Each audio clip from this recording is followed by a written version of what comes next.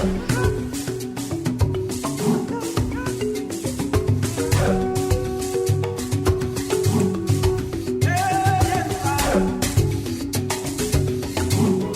listening to Homely Planet, Northern Ireland.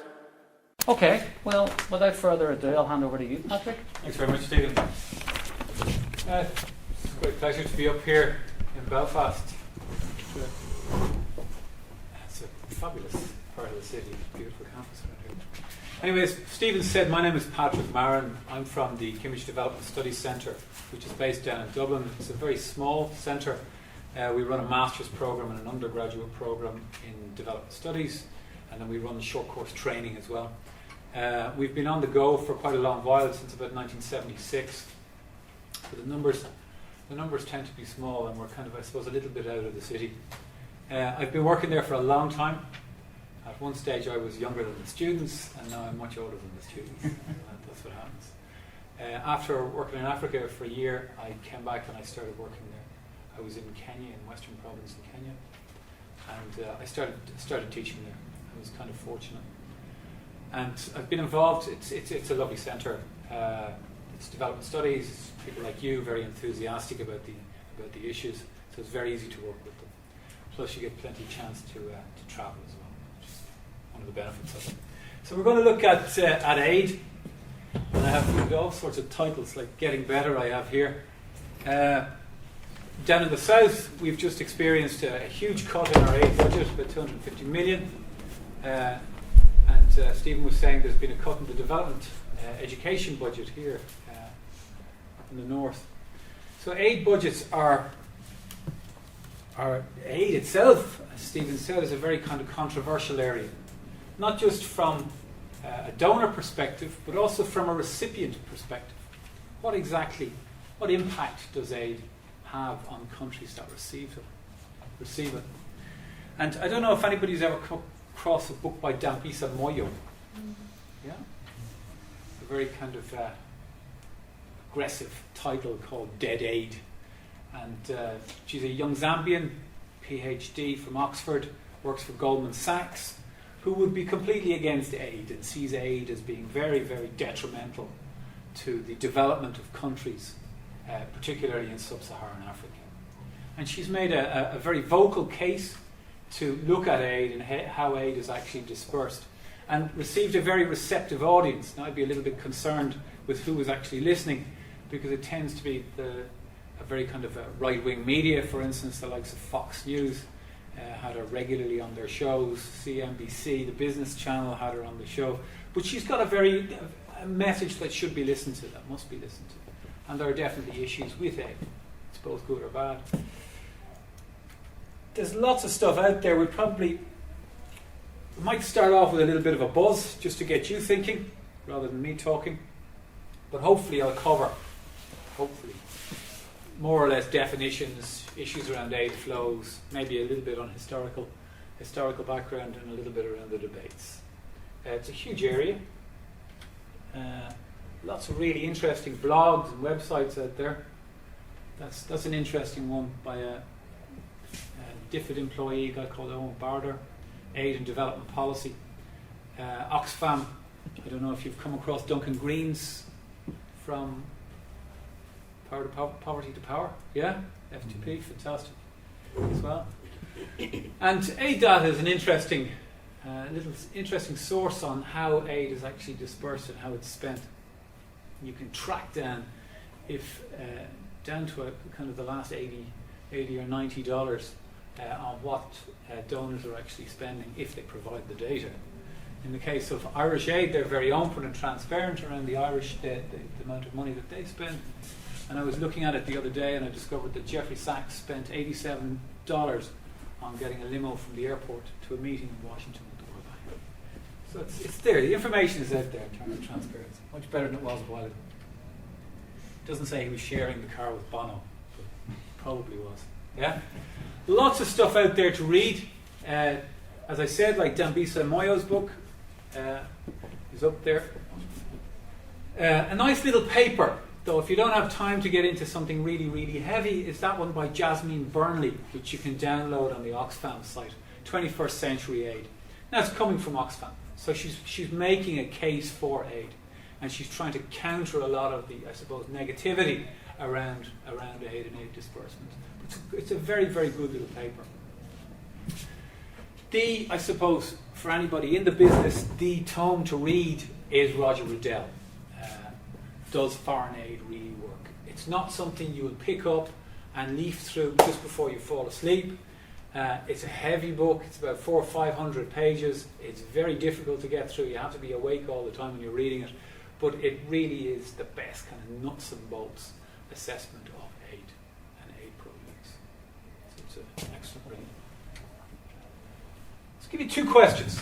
First of all, what images come to mind when you think of aid? Okay?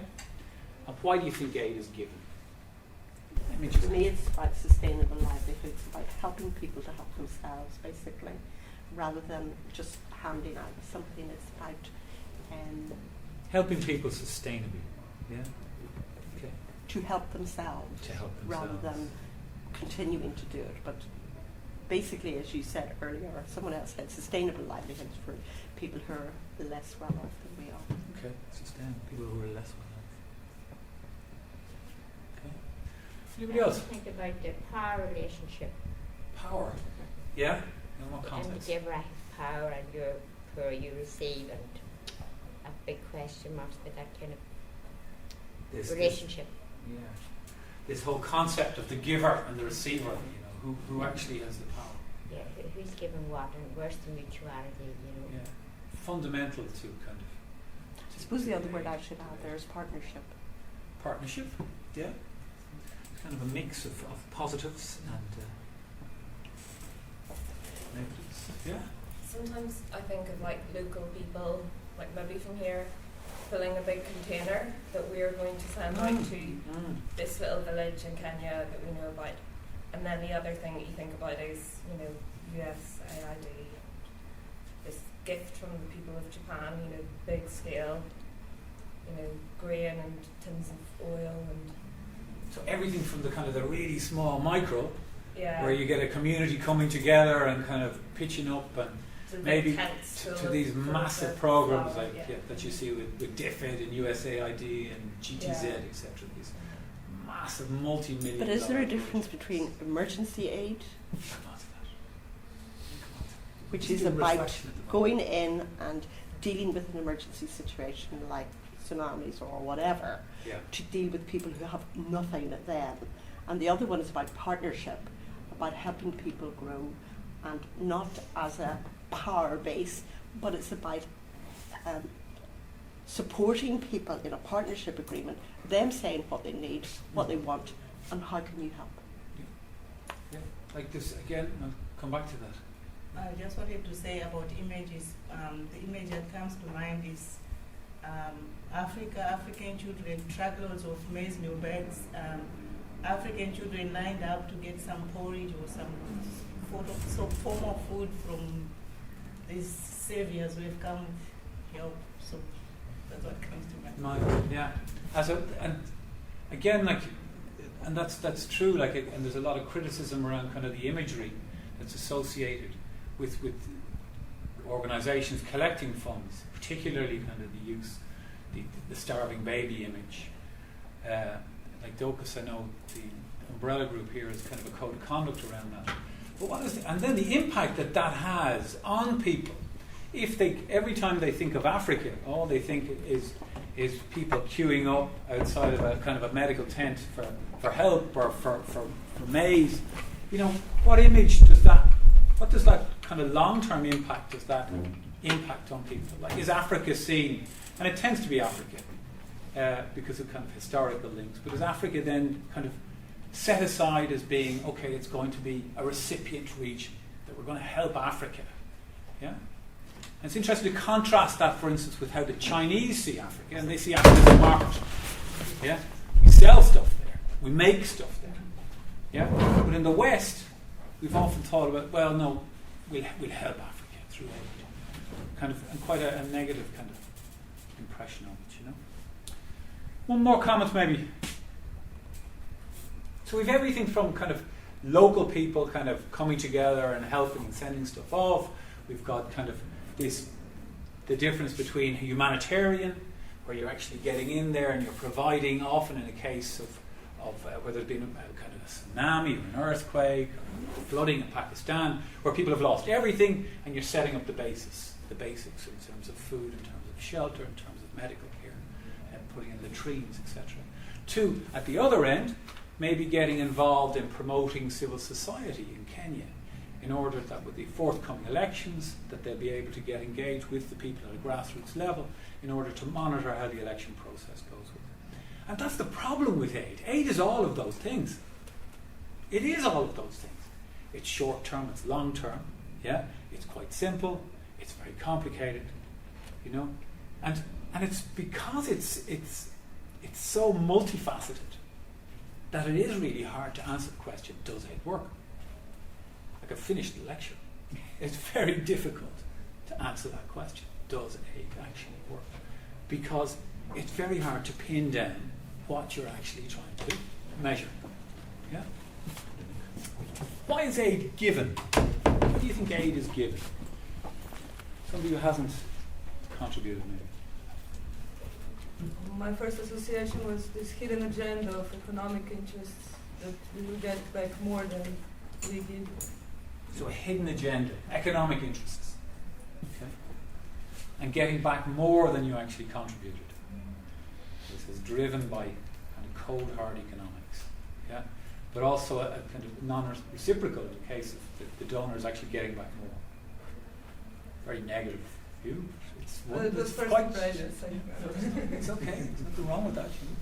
Anybody else? To counteract that, maybe from a sense of morality, especially some of the faith-based Yeah.